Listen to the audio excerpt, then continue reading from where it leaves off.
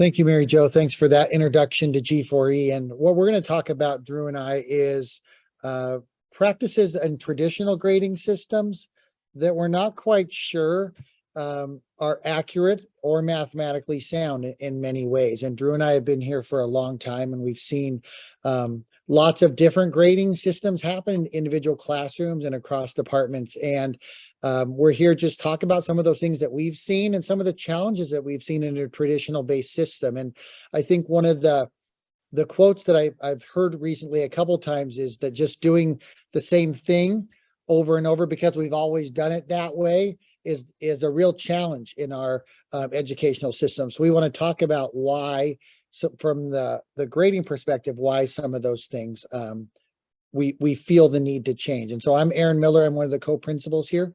I'm Drew Klein, and I'm one of the counselors here, and I work with families A through G. So just real quick to share a couple, for Drew and I each to share a personal perspective on grading. The perspective I'm gonna give it is of my son, who is a junior right now in high school. And it's actually a story I've told actually with my daughter, but very similar situation happened. And he was in, as a sophomore, he was in trigonometry, pre-calculus, whatever that class as. And the first assessment of the semester, he got like a D or a low D, high F, if that's a possible thing. And what happened was that he didn't know the material then. He knew it later, but he didn't know it then. And so what happened was he spent the rest of the semester struggling to gain as many points as possible in order to get a better grade. So it wasn't about learning with him. It was about gaining points and how can I gain another point? So my grade went up from a 64% to a 65. And the stress and challenge of that, like I said, not learning the content, but getting the points was really challenging. And he never had the opportunity also to go back and show that he knew the content at a different point in time, because the grading was done for that chapter or that unit at that time. So that was a real challenge. And I'm sure that some of you, either from your personal experience or with a student of yours, could understand that. So that's one of the personal challenges of a traditional grading system that I've faced recently. Drew?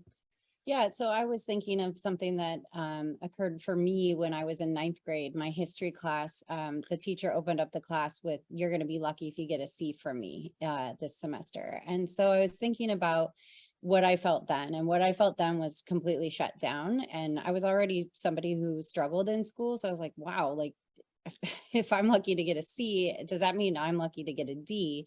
And I just remember talking to friends who had the other history teacher, and, they were enjoying their class. And I was, in the back of my mind, I'm thinking, I'm working really, really hard, maybe harder, to be lucky to get a C. And then I was thinking about, well, what do I think about that now? And what I think about that now is, what was the motivation behind that? Like, was he trying to motivate us to do better? I'm not totally sure. I know that reflecting on that class, all I did was spend the semester trying my best to get the C, and feeling like, he didn't value the learning. He just was, grading on whatever system he was that we weren't clear on. So we just ask that as we go through this presentation, you maybe reflect on times that grades were confusing to you as well. So as we said, we want to really talk about systems that are accurate, that are mathematically sound, and that are really focused on learning and achievement, not the gaining of points. Drew and I have been here a long time, and we've actually seen lots of things in the grading system that really are non-academic things that influence a grade. And some of those things are really challenging. So some of the things that I've seen things like people get extra points if they have certain bathroom passes at the end of the year. That affects grades. Student behavior. So it doesn't affect whether they know the content or not.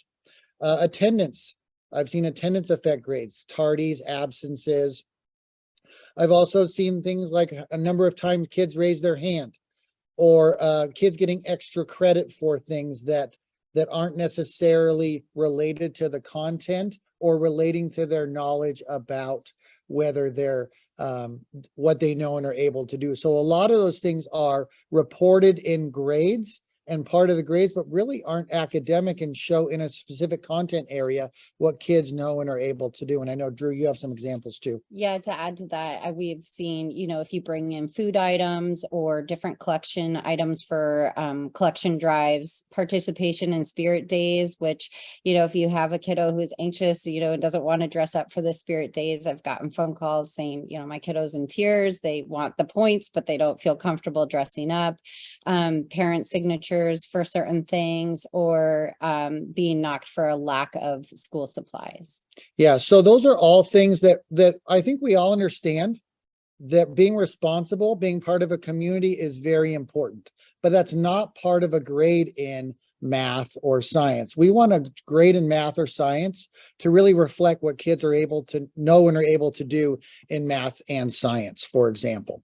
We also have, depending on teachers, we could have two teachers that grade very differently, same content. Let's say Drew and I are 8th grade social studies teachers.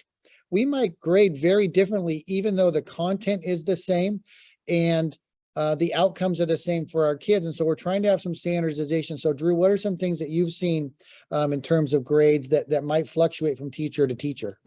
From teacher to teacher, there's use of averages. Some don't. There's weighted assignments differently. So same assignment, but weighted differently. Some teachers allow retakes, some don't. Some teachers allow late work, some don't.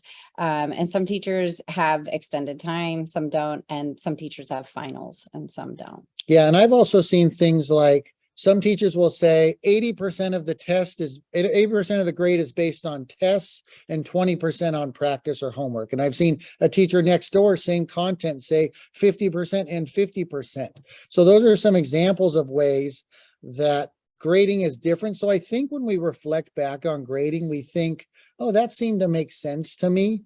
But really, we want to try to share with you that we really want a system that kids are graded on what they know and are able to do in the content. We want to report those other things to you about their executive functioning skills, about their collaborative skills, things like that, but not necessarily that be part of their grade. So that's really one of the focuses of grading for equity.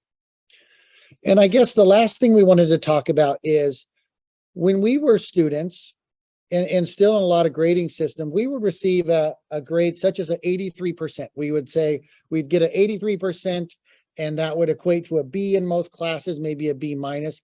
But we want you to reflect as a parent, if I put my parent hat on, about what does that actually tell me about what my kids know and are able to do. 83%, some people think that means that they know 83% of the curriculum, but not 17%. But we don't really know as a parent, what are my kids know and are able to do? What are of the curriculum? What is a 17% that they don't know very well? And so as parents, one of the things we hear from parents is, how do I help my kid at home be a better student? How do I help my kid at home understand? And so what this grading for equity things, and you'll hear about later about proficiency scales and things like that, is it really delineates what kids know and are able to do. So we're really excited about that, not just giving a percentage, but really giving more details about what kids know and are able to do in their content classes. And the final thing I want you to look at in this last minute or so is, here's an example that I found very interesting. My daughter, who's going off to college, just did for her 18th birthday. She jumped out of a plane for her birthday present. And it really got me thinking about this example that we call the parachute packing example. And if you look at 3 students, student A on the first test, they did really well, and then they dropped down and didn't do so well. Student B, pretty much similar all the way across, and student C is increasing and improving as they go. And I guess the question is, as this figure says, is who do you really want to pack your parachute? And so I think the common answer is, after test 3, most people would want person C because they're improving. And that's one of the features you'll hear about grading for equity, is the use of recent data, the use of growth on proficiency scales to really drive what that grade looks like. So that parachute packing example, technically in a traditional system, all these people would get the same grade, probably around that middle. but we really want to give kids a more accurate reflection of where they are at the end of the trimester on different essential standards. So that's just a look at kind of a traditional system and why we feel the need for significant change in our system. And that buoyed a lot of our work around G4E. So thank you for listening to us. We'll bring up our next presenters.